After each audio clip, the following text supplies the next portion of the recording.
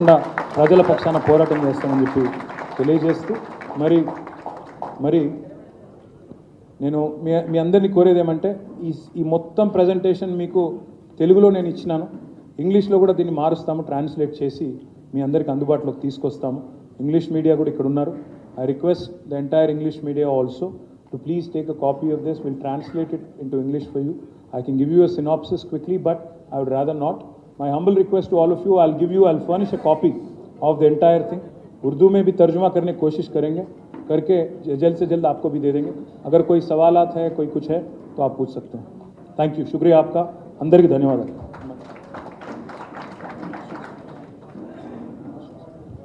ఇప్పుడు కొంచెం మనల్ని డిస్టర్బ్ చేయొద్దు. ప్రశ్నలు మీరు అడిగితే ఒక్కొక్కరు కేటీఆర్ గారు సావధానంగా సమాధానం చెప్తారు. ఏమైనా ఉంటే, లేకపోతే పర్లేదు. సరే, మైక్ కావాలి, మైక్ ఇస్తారా? ఏవా పూछो साहब, आप पूछो, मैं सुन लेता. ఆ మైక్ ఉంటే ఇవ్వండి.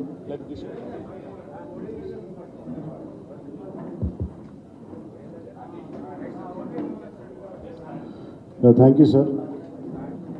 I'm Ravikant Reddy from the Hindu, sir. Yes, sir. Yeah. So my question is, ఇప్పుడు ఇంత సంపద సృష్టించినాం, మేము ఇంత బాగా చేసినాం, అయినా కూడా ప్రజలు మిమ్మల్ని ఓడగొట్టినారు. So actually review that situation, sir, ఎందుకు ఓడిపోయింది అసలు TRS party despite all this achievement? What do you think we've been doing for the last 15 days?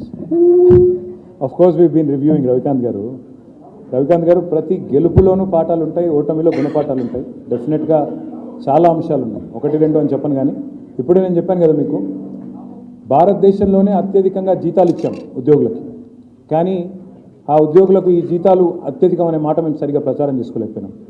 అత్యధికంగా భారతదేశంలోనే నిరుద్యోగులకు ప్రభుత్వ ఉద్యోగాలు ఇచ్చాం, కానీ చెప్పుకోలేకపోయాం, వాళ్ళ వరకు ఆ విషయం చేరలేకపోయింది. జరిగింది ఏమి అంటే, పెద్దలకు సామెత చెప్తారు, నిజం కడప దాటే లోపల అబద్ధం ఊరంతా తిరిగి వస్తుంది. జరిగింది అది. ఉద్యోగాలు ఇచ్చి చెప్పుకోలేకపోయినాము. యూట్యూబ్లో కొంతమంది బట్టకాల్చి మీదేసే ప్రయత్నం చేస్తే దాన్ని నివారించలేకపోయినాము. తద్వారా కొంత నష్టం జరిగింది తప్ప, మీరు అల్టిమేట్గా ఆలోచిస్తే రవికాంత్ గారు, 1.85% తేడాతో మేము ఓడిపోయాం. అందులో మాకు దాదాపు ఒక 7-8 సీట్లు 4-5 వేల కంటే తక్కువ మెజారిటీతో పోయినాయి. కాబట్టి ఇదేదో మాకు రౌట్ కాదు, ఘోర అపజయం కాదు, కేవలం ఒక చిన్న స్పీడ్ బ్రేకర్ మాత్రమే. అందుకే ఆ కాన్ఫిడెన్స్తోనే చెప్తున్నాను. ఆల్రెడీ ఇప్పుడున్న పరిస్థితుల్లో ఇప్పుడు ఏం జరుగుతూ ఉందో ప్రజలందరూ గమనిస్తూ ఉన్నారు. అలవి కానీ వాగ్దానాలు, తెలిసి తెలవక ఇష్టం వచ్చినట్టు చెప్పడం, ఇవన్నీ గమనిస్తాను నేను. అందుకే రాష్ట్ర ప్రభుత్వానికి నేను ఒకటే కోరుతా ఉన్నాను, మీరు విజయవంతం కావాలని మేము కోరుకుంటున్నాం. మీరు ఇచ్చిన ప్రతి హామీ నెరవేర్చాలని కోరుతున్నాం. 100 రోజుల్లో చాలా చేస్తామని చెప్పారు. మరి 100 రోజుల కౌంట్ డౌన్ ప్రారంభమైంది. తప్పకుండా 100 రోజుల్లో ఇచ్చిన అన్ని హామీలు అమలు చేయాలా. మొన్న ఆల్రెడీ 4 మడతేసినారు. నిరుద్యోగ భృతి ఇస్తామని చెప్పి మేనిఫెస్టోలో పెట్టినారు. మొన్ననేమో ఉప ముఖ్యమంత్రి గారు మేము అనలేదనే మాట అన్నారు. సో ఇట్లా ఎన్నో అంశాలు ఉన్నాయి. 6 గ్యారంటీలు కాదు రవికాంత్ గారు, 412 హామీలు ఉన్నాయి. మేము లెక్క తీసినాం. మా పార్టీ తరఫున కూడా ఒక షాడో టీం ఏర్పాటు చేస్తాం. అంటే డిపార్ట్మెంట్ బై డిపార్ట్మెంట్ ఒక షాడో టీం మేము ఏర్పాటు చేస్తాం. వేరే దేశాల్లో షాడో క్యాబినెట్ అంటారు అనుకుంటా. సో అట్లాంటిది కూడా మా లెజిస్లేచర్లు కూడా ఏర్పాటు చేసుకుంటాం. తప్పకుండా ఈ ప్రభుత్వ ప్రతి శాఖలో, ప్రతి రంగంలో వీళ్ళ పనితీరు, వీళ్ళు ఏమేం చేస్తున్నారు, ఎట్లాంటి నిర్ణయాలు తీసుకుంటున్నారు, వాటన్నిటిని నిశ్చితంగా ప్రజల పక్షాన, అందుకే నేను చెప్పిన చివరి మాట అదే, ప్రజల పక్షాన్ని నిలబడతాం. ఒక దీపస్తంభంలాగా మారిన తెలంగాణని ఆరనివ్వం, పడిపోనివ్వమని చెప్తా ఉన్నాం. సరే, రాజకీయాల్లో గెలుస్తామని ఆశిస్తాం. పోటీకి పోయినప్పుడు ప్రతిసారి గెలుస్తామన్న కాన్ఫిడెన్సే ఉండే. ఫలితాలు మమ్మల్ని నిరాశపరిచినా బాధ లేదు, ఎందుకంటే 2 టర్ములు ప్రజలు అధికారం ఇచ్చినారు. కాబట్టి we're thankful to them. Continue to fight for them. I think we'll give the chance to somebody else and come back. చెప్పండి సార్.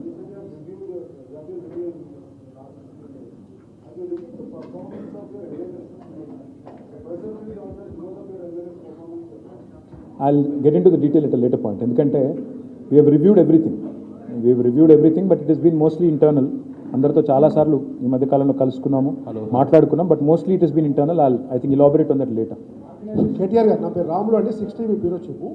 అంటే మీరేమో లక్షల కోట్లు చేసి అంతకంటే ఎక్కువ అభివృద్ధి చూపించామని చెప్తున్నారు. కేవలం కల్వకుంట్ల కుటుంబ కమిషన్ కోసమే ఇన్ని లక్షలు అప్పులు చేశారని చెప్పి ప్రస్తుత మంత్రులు చెప్తున్నారు. ప్లస్ మీ మంత్రి జగదీష్ రెడ్డి ఖచ్చితంగా జైల్లోకి పంపిస్తామని కూడా ఆ జిల్లా మంత్రి చెప్తున్నారు. రాములు గారు, నేను ఒకటే అంటున్నా, మేము ఆల్రెడీ శాసనసభలోనే డిమాండ్ చేసినాం. సాగునీటి మీద చర్చలో డిమాండ్ చేసినాము, శ్వేతపత్రాల విడుదలలోనే డిమాండ్ చేశాం. అధికారం వాళ్ళ చేతుల్లో ఉంది. వాళ్ళ అధికారాన్ని మరి ప్రజలకు సేవలు అందించడానికి, ప్రజలకు ఇచ్చిన హామీలను నెరవేర్చడానికి వినియోగిస్తారా, లేదా కక్ష సాధింపు కోసం వినియోగిస్తారా, అది వాళ్ళ విఘ్నత. మాకు ఏ రకంగా చేసినా మాకు అభ్యంతరం లేదు. ఏ ఎంక్వైరీ అయినా, ఏ కమిషన్ అయినా, ఏ రకమైన ఆదేశం ఇచ్చుకున్నా వాళ్ళు మాకు అభ్యంతరం లేదు.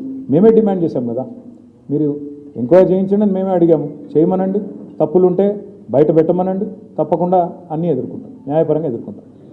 స్వామి హెచ్ఎంటీవీ, మీరు ప్రభుత్వ రంగంలో 1,60,000 ఉద్యోగాలు కల్పన చేశారు, ప్రైవేట్ రంగంలో 15 లక్షల ఉద్యోగాలు కల్పన చేశామంటున్నారు. యువత మీకు ఈసారి ఎన్నికల్లో దూరమైందని మీరు భావిస్తున్నారా? యువత కొన్ని విషయాలు, ఎందుకంటే ఇప్పుడే నేను చెప్పినట్టు ఏమైందంటే ఒక నిజం అనేది కడప దాటే లోపల అబద్ధం ఊరంతా తిరిగి వస్తుంది అన్నట్టు కొంత అట్లాంటి దుష్ప్రచారాన్ని నమ్మినట్టుగా అనిపించింది చాలా చోట్ల. కాకపోతే దాన్ని సవరించుకోవాల్సిన బాధ్యత మా మీద కూడా ఉంది. కొన్ని డెఫినెట్గా కొన్ని ఆ రోజే స్పందించి ఉంటే బాగుండేదని అభిప్రాయం ఉంది. ఇప్పుడు దాని లోతుల్లోకి నేను పోను. డెఫినెట్గా కొన్ని మా తరఫున కూడా కొన్ని చిన్న చిన్న తప్పులు జరిగినాయి, పొరపాట్లు జరిగినాయి, వాటిని సవరించుకుంటా ముందుకు పోతాం. ఐ థింక్ ఇక ఇదే చాలా సావధానంగా డీటెయిల్గా వచ్చినట్టుంది. కాబట్టి ఇంకా మీరు మళ్ళీ ఇంకెక్కడెక్కడికో వెళ్ళిపోతే మీకు కష్టం, నాకు కష్టం. కాబట్టి వదిలేద్దాం, ఇక్కడికి లంచ్కి వెళ్ళిపోదాం.